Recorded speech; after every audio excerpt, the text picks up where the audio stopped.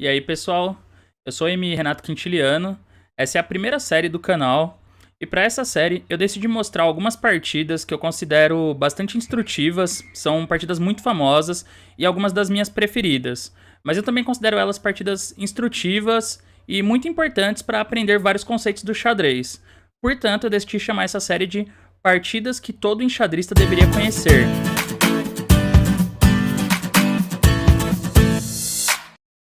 A partida de hoje também é bastante famosa, então acredito que ela pode ser conhecida para alguns de vocês já.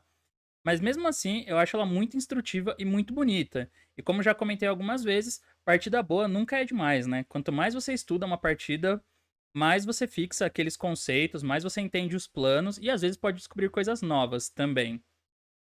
Então, é uma partida jogada pelo primeiro campeão mundial da história, Wilhelm Steinitz, ou William Steinitz, como está em alguns lugares, contra um jogador da época chamado Von Bardeleben, uma partida de 1895.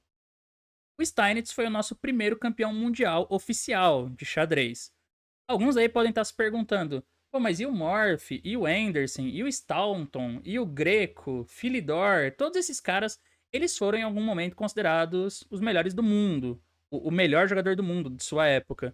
Porém, na época que isso aconteceu, quando eles tiveram os seus auges, não havia o título de campeão mundial de xadrez oficial.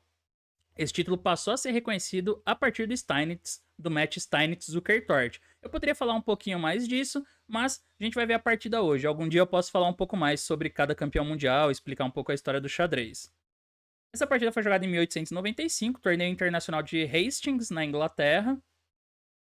Steinitz aqui jogou com E4, e nessa época a abertura italiana já estava aos poucos substituindo o Gambito do Rei, que antes do. Um pouco antes era a única abertura quase exclusiva quando começava com E4. Então o pessoal estava desenvolvendo a teoria da italiana, que é caracterizada pelo bispo aqui em C4, né? Mirando em F7 ali. C3, cavalo F6 e o Steinitz jogou D4. Claro que nessa época a gente está falando século XIX ainda, né? A teoria ainda era muito incipiente, lógico. Hoje em dia, D3 é muito mais popular. Inclusive, a italiana tá super na moda hoje em dia, né? Uma abertura super atual. Mas a grande parte das partidas, esmagadora maioria assim, segue D3. Que é uma linha mais agressiva. Na época era a principal, mas eles ainda não tinham mapeado tudo, né? Então, CD4, CD. As brancas têm dois peões no centro, o que força as pretas a fazerem algo logo, né? Esse algo logo é dar um cheque aqui para ganhar tempo. E aí, cavalo C3. Na época, né? Como eu disse, a teoria ainda estava nascendo. Mas hoje em dia, essa posição ela já foi muito analisada. Já houve várias partidas, vários duelos teóricos. E a gente sabe que as pretas têm que jogar cavalo por E4. Tem que capturar o peão de E4. Então segue roque. Sacrifica mais um peão em C3, né? Mas as pretas têm que ser um pouco prudentes aqui e jogar bispo toma C3.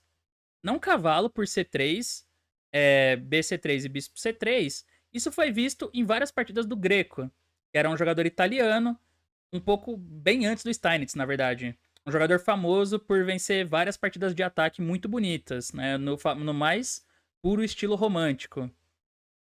E aí essas partidas geralmente seguiam aqui com dama B3. Então, depois de sacrificar dois peões, né, sacrificar em E4 e C3, as brancas jogam dama B3 e entregam a torre. Tem várias partidas assim. Se vocês procurarem na base de dados, vão encontrar partidas até desse ano, ou de 2020, com essa posição. O fato é que aqui as pretas capturaram material demais e estão perdidas. E depois de bispo A1, por incrível que pareça, as pretas têm torre e dois peões a mais, mas elas enfrentam uma catástrofe agora no ponto F7. E na abertura é a parte mais delicada do tabuleiro, porque só o rei defende esse peão. Bispo toma, e agora continua com bispo G5. E para vocês terem noção, nessa posição aqui as pretas já estão totalmente perdidas. A dama não tem casa, tem que jogar o cavalo para cobrir.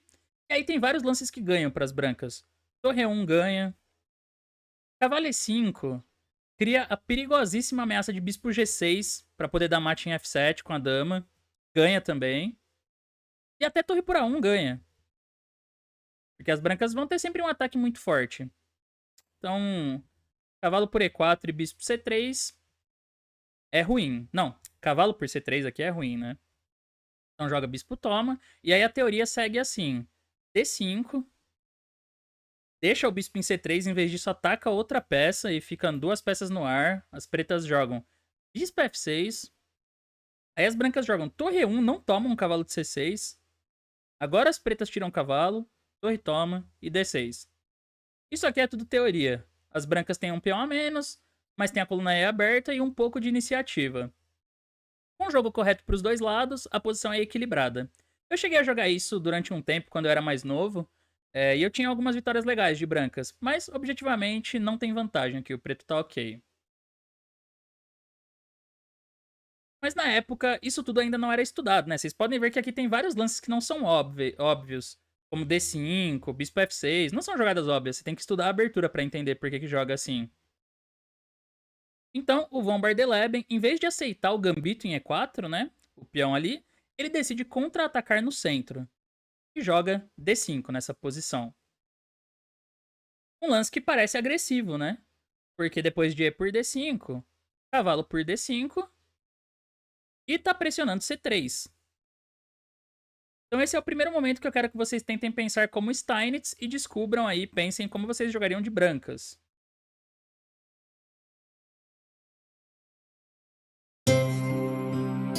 Bom, as análises prévias que eu mostrei ali, né, da teoria antiga ali, quando o pessoal tomava em C3 e sacrificava a torre e tal, já servem como um auxílio aqui para vocês adivinharem qual foi o lance da partida.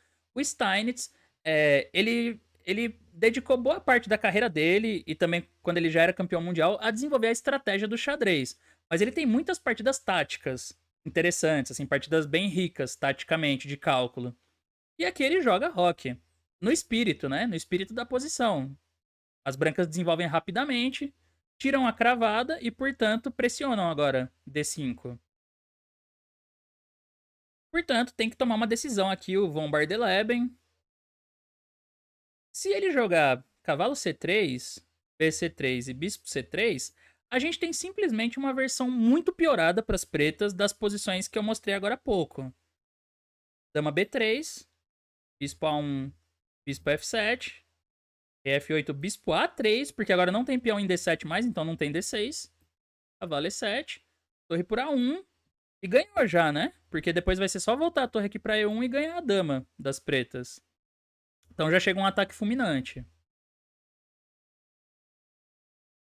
Aparentemente as pretas deveriam ter jogado bispo toma C3 e fazer roque em seguida. BC3 e roque. Cavalo por C3 leva dama E1, né? Leva esse cheque aqui. E aí perde uma peça. Mas fazer roque não é uma continuação agradável, claro, porque as brancas ficam com um par de bispos e ainda mais espaço no centro. Em vez disso, o von Bardeleben aqui, ele decidiu jogar bispo E6, que parece uma jogada sólida. Ele reforça a posição do cavalo em D5, que ficou no ar. E também tem uma ameaça aqui, né? Um cavalo por C3, que ataca a dama e depois ele pode jogar bispo C4, atacando a torre. Então as pretas ameaçam ganhar material.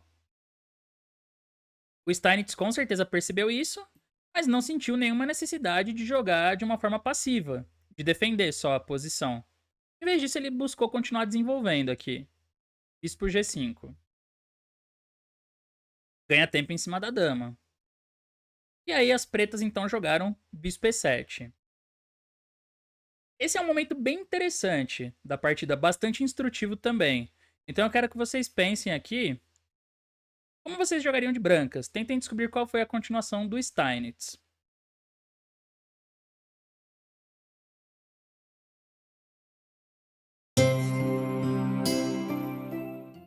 Bom, vou tentar explicar de uma forma prática e instrutiva o que está acontecendo nesse momento. As brancas, elas têm um peão isolado em D4. Quem conhece um pouquinho de peão isolado sabe que geralmente esses peões podem ser fracos nos finais. Porque vai faltar peça, né, para defender o peão. O peão isolado é o peão que não tem peões nas colunas vizinhas. Nas colunas E e C, no caso aqui. Isso significa que ele não pode ser defendido por peões. Consequentemente, ele tem que ser defendido por peças. Então, nos finais, como tem poucas peças, fica mais fácil de atacar o peão. Portanto, o lado que joga contra o peão isolado, geralmente é bom para esse lado trocar peças. No caso aqui, as pretas. Por isso que o Von der Leben jogou bispo e7. Nesse momento, ele força algumas trocas, né? Porque ele tem a ameaça de tomar o bispo de G5 e também cavalo C3. E também esse descoberto aqui. Então, isso quer dizer que, no mínimo, ele vai conseguir trocar algumas peças, que é o objetivo dele. O lado que tem o peão isolado, no caso Steinitz, tem que tentar manter essas peças no tabuleiro para evitar alguns finais, né, finais desfavoráveis, e também tem que tentar explorar algumas vantagens do peão, que são principalmente as colunas abertas aqui, colunas E e C. O peão também dá um pouquinho mais de espaço no centro, ideias como cavalo E5, mas isso é assunto para uma outra aula. Estou tentando explicar de uma forma resumida aqui o que os dois lados estão tentando fazer. Mas as brancas, elas se deparam com a seguinte questão aqui no caso, Steinitz. As trocas são inevitáveis, isso é um fato. Ele vai ter que trocar alguma coisa, que ele não tem como evitar todas as trocas. Então, o problema das brancas aqui é tentar entender qual é a troca correta, que peças trocar e que peças manter no tabuleiro. Isso é uma coisa muito importante numa partida de xadrez. É uma habilidade que você precisa dominar, de entender quais são as trocas certas numa posição. Então, uma possibilidade aqui é bispo toma E7. Só que ele joga cavalo de C por E7. E esse cavalo reforça a posição do outro cavalo em D5. D5 é um ponto importante na frente do peão isolado, porque as peças não podem ser expulsas dali, né? Não tem como um peão das brancas expulsar o cavalo de D5. Então essa troca ajuda as pretas, facilita o jogo das pretas. Portanto, o Steinitz joga bispo toma D5 primeiro. E aí ele já se livra daquela ameaça ali de cavalo por C3 e bispo por C4. Agora, se as pretas jogassem bispo toma G5, ele tem uma possibilidade aqui que é bispo E6, F E6 e jogar dama B3. Porque surgiu um peão fraco em E6. Então ele ataca B7 e ataca E6 e G5 também já tá no ar. Isso leva a alguns problemas difíceis das pretas resolverem. Porque elas vão acabar ficando com o rei no centro, ou perdendo um peão. Ou os dois, ou perdendo um peão e ficando com o rei no centro. É muita pressão já no campo das pretas aqui, nesse momento. Por isso, jogou bispo D5. Ainda assim, as pretas continuam ameaçando forçar mais trocas, né? Porque tá atacando em F3 e continua ali a tensão dos bispos em E7 e G5. De novo ele acerta na troca, cavalo por D5. E de novo não dá pra jogar bispo G5, porque cavalo por C7, tem esse intermediário, né? Cavalo por C7 é cheque. Já que ele vai perder o cavalo de qualquer jeito, ele faz isso por um peão e fica com um peão a mais. Agora o peão das brancas seria isolado, porém passado. Então a história é diferente, né? É uma vantagem ter um peão a mais e passado aqui. Jogou dama por D5. Mas o Steinitz segue e ainda troca os bispos em E7. E cavalo por E7. Isso pode levar a gente a crer que as pretas conseguiram o objetivo principal, né? Que era trocar peças. Porque trocou 3 pares de peça. E ainda mantém o controle da casa D5. Pode parecer então que o jogo das pretas tá bom aqui, tá dando tudo certo. Seria se não fosse pela próxima jogada das brancas, que não é uma jogada difícil e ainda assim é muito forte. Então, hora de pausar também e pensar aí, jogam as brancas.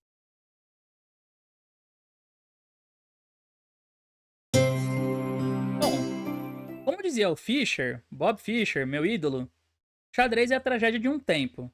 Se fosse a vez das pretas aqui, as pretas jogariam simplesmente roque e teriam um jogo excelente por causa do peão isolado. Mas é a vez das brancas. Então o Steinitz joga torre E1. Com certeza ele viu esse lance quando ele estava calculando as trocas ali, depois de bispo E7 das pretas, ele avaliou as trocas e percebeu que tinha esse torre E1, mantém uma pressão na coluna E, e isso é suficiente para o rei preto ficar preso no centro.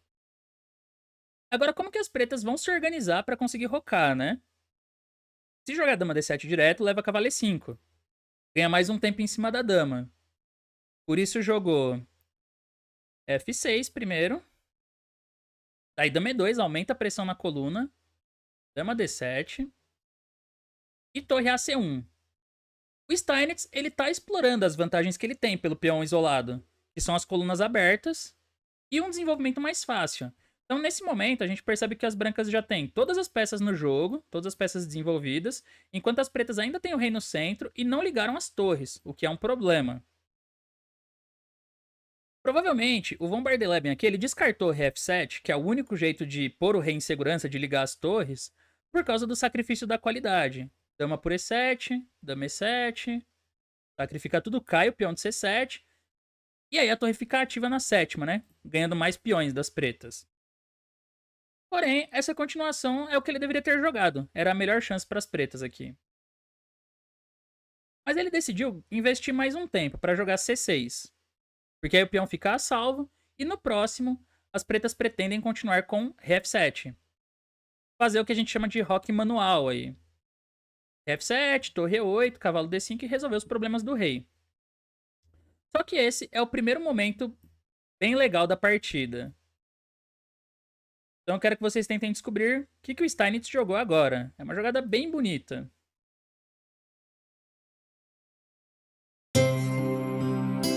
Aqui é tudo uma questão de pensar assim, como que as brancas podem aumentar a pressão na posição adversária? Como que eu posso continuar pressionando? Essas coisas no xadrez, elas são muitas vezes mais fáceis da gente pensar do que da gente fazer na partida. Esse é um detalhe muito importante. Vou dar um exemplo, como que isso funciona, né? A gente pensa, tá, eu tenho que aumentar a pressão em E7. Como que eu vou fazer isso? Ah, já sei. Eu vou pegar a minha torre e levar ela pra coluna E. Só que aí quando joga torre C3, rei F7, sai da cravada, torre E3, triplicou aqui, né? Parece que tá super forte. Porém, as pretas jogam cavalo D5, o cavalo sai na hora que precisa, torre E4, torre E8, e acabou. Acabou a pressão das brancas. Porque ele vai trocar em E4 e vai jogar torre E8 de novo. E aí vai trocar as 4 torres. Vai trocar as damas também, eventualmente. E cai no final de cavalos que as pretas não têm nenhum risco e talvez possam jogar pra ganhar. Então, assim, xadrez é um jogo de lógica. Mas às vezes você precisa apoiar essa lógica com decisões criativas, com ideias criativas. Porque o caminho mais direto, assim, né? O mais óbvio, que nesse caso é levar a torre de C1 pra coluna E, não funciona. Então Steinitz começou a procurar outras formas de ativar o jogo dele, de melhorar as peças. E aqui ele chegou em D5, que é uma ruptura bonita, uma ruptura muito forte, e é onde começam os problemas sérios das pretas. Qual é a ideia de D5, né? A ideia de D5 é que quando joga C por D5, primeiro ponto, agora a torre de C tem uma coluna aberta, que não tinha antes. Mas o principal mesmo é que o cavalo vem para D4. Esse cavalo é a única peça, né, das peças brancas, é a peça que não tá tão ativa, que não tem muita atividade. Então quando ele joga D5 e sacrifica o peão, ele ativa a torre e ao mesmo tempo ativa o cavalo também. Então ele melhora duas peças entregando esse peão. É que a gente às vezes é muito materialista e não percebe que a melhor ideia é sacrificar um peão, mas ele consegue muita atividade para as peças. Para começar, ele já tá ameaçando o cavalo F5 aqui. Já tá ameaçando o cavalo F5, que vai ganhar, né? Porque dama por F5 leva mate. Então a situação das pretas começa a ficar já bem difícil nesse momento. Só um pequeno comentário aqui é que se as pretas jogassem rei F7, ele conseguiria sair a tempo, assim, com o rei, mas aí seguiria cavalo C6, né? Trocaria em C6, na verdade, dama C4 e esse rei tem que voltar para F8. Então ele continua não ligando as torres. Persiste o problema do rei no centro. Portanto, isso não resolveria a questão principal para as pretas. Continuaria bem pior e depois de torre de AD1, as brancas seguem organizando as peças para um ataque ganhador aí, em cima desse rei. E não vai demorar muito. Então foi C D5, cavalo D4, já ameaça cavalo F5, as pretas têm que jogar ré F7. E parece também o único e parece natural. O que falta só para as pretas aqui? Falta jogar torre E8 e puxar o rei. As brancas não tem nenhuma ameaça direta, um lance concreto aqui. Mas o Steinitz joga cavalo E6. Que faz sentido, né? Ele quer agora entrar na sétima. Ganhou essa possibilidade com a coluna C aberta. O que levou as pretas a jogarem torre HC8.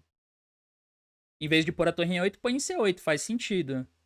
Só que agora começa o show aqui do Steinitz. Se desse tempo... A história dessa partida é que as pretas estão sempre um tempo atrás. Tá sempre faltando um tempo para resolver os problemas. E a partir daqui isso fica muito claro. Se fosse a vez das pretas, ele jogaria rei G8. E completaria esse roque artificial, esse roque manual. Com as torres ligadas, com a coluna C disputada e ainda peão a mais. Porém, xadrez é a tragédia de um tempo. Aqui é a vez das brancas e tem uma jogada muito forte. Então, jogam as brancas.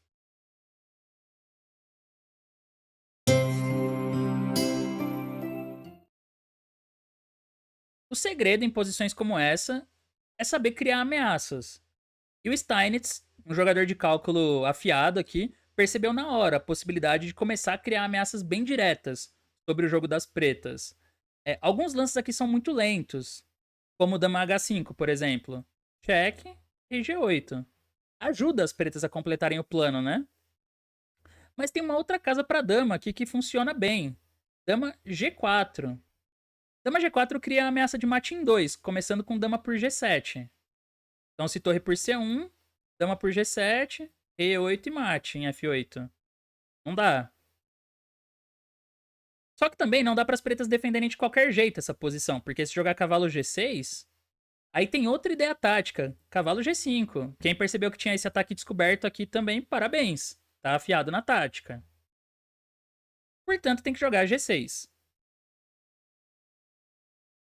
E agora as pretas continuam com seu plano. Torre por C1, torre C8, aliviar a pressão. Ou seja, as brancas têm que fazer alguma coisa urgente. O Steinitz jogou aqui cavalo G5. Deu o descoberto, né? Esse descoberto faz com que o rei tenha que voltar para E8. Ele não pode ir para G8. E também não pode tomar o cavalo, tá caindo a dama, obviamente. O rei E8. Mas aqui até parece também que as pretas conseguiram dar uma aliviada legal na posição, não é? Se tivesse jogado a outra torre para C8, aí teria uma torre em H8 aqui e seria uma catástrofe, porque as brancas iam ter torre por C8. Mas nesse caso não é possível, as torres estão ligadas. Então, apesar do rei ter voltado para E8, ele conseguiu completar o desenvolvimento, conseguiu trazer a torre de H8 para o jogo. E ainda tem um peão a mais. E agora? O que as brancas jogam? O que vocês fariam?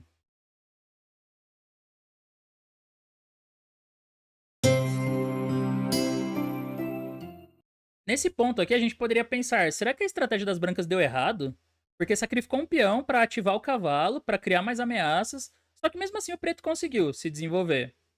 O único problema é que o rei tá em E8. Se o rei tivesse em G8 ali, ou se já trocasse as damas, aí resolveria muito fácil tudo. Mas agora, respira fundo aí. Se você não conhece a partida, né? Respira fundo. Aprecie o que vai acontecer nos próximos lances. Esse aqui é um dos arremates mais bonitos da história do xadrez. E cada lance merece ser apreciado nessa sequência. O Steinitz começa aqui jogando torre por E7. Um sacrifício incrível, lindo. De uma qualidade aí pra despir o rei das pretas, né? Pro rei ficar mais exposto ainda. Sem defesas agora. Bom, o ponto principal é o seguinte. Se joga a dama por E7, cai a torre lá em C8. E aí as brancas ficarão com uma peça a mais, no mínimo. E se toma de rei? Se toma de rei, agora ele joga torre E1 e o rei preto tem que ficar defendendo a dama, não pode sair pro outro lado. Então tem duas opções. Uma delas é rei D8, que perde rápido. Cavalo E6, tira a casa C7, o rei tem que voltar pra coluna E, e aí leva esse descoberto ganhando a dama, cavalo C5. Simples. A outra opção, depois de rei por E7 torre 1, é o rei subir aqui, rei D6. Só que dá pra começar uma caçada agora, em cima desse rei. Dama B4. Se rei C6, torre C1 é mate. Mate. Se torre C5, torre E6. Se rei C7 cai a torre, e se dama E6, cavalo E6, a torre tá cravada, vai ficar dama por torre, que tá super ganho pras brancas. E se ele joga rei C7, cavalo E6, agora o rei vai parar lá em B8, as brancas jogam dama F4. Olha a situação do rei preso pelas próprias peças, que situação lamentável. Torre C7, toma, e vai terminar tendo um mate na oitava ali. Incrível. O rei dá todo esse rolê e leva mate em B8. Mas então quer dizer que as pretas abandonam aqui porque não pode tomar a torre? Depois de torre 7? Bem, o Bardeleben aqui jogou F8. E a gente tem uma posição única na história do xadrez. Eu não lembro de ter visto algo assim, mas deve ter alguma partida parecida, esse tema. Que todas as peças brancas estão atacadas. Observem aqui, ó, torre C1, a torre 7 está atacada, o cavalo está atacado e a dama está atacada. Todas as peças brancas estão no ar. A dama das pretas está no ar e não pode ser capturada porque está tomando mate o branco. Tudo isso torna essa posição muito única, assim. Muito única. Mas a questão é, e agora? Porque as brancas podem tomar a dama, mas estão levando mate. E o que elas vão fazer aqui, né? Então o Steinitz pega e joga simplesmente torre F7. Torre F7. Continua não podendo jogar dama F7 por causa de torre por C8 lá, é a mesma ideia. E agora o rei não pode voltar para E8, porque rei 8 dama por D7 mate. Então joga rei G8. Porém, torre G7. A torre segue perseguindo o rei na segunda fila sem poder ser capturada. Porque se toma de dama cai C8, isso a gente já viu. E se rei toma, agora a dama cai com cheque. O rei ainda não pode voltar para F8. Porque agora ele tem cavalo por H7. E aí o rei ou toma a torre e cai a dama com cheque de novo, ou vai para E8 e dama por D7 mate. Então joga rei H8, mas torre por H7. Segue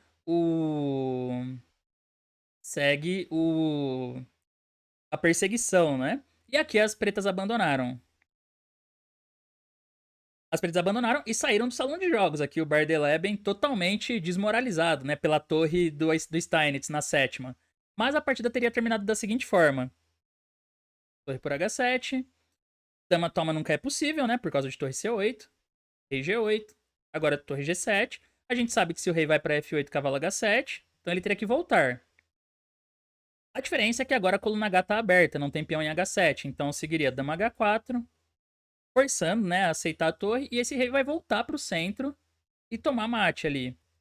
G7, rei 8, dama G8, rei 7, dama F7. Se rei D6 já leva mate mais rápido.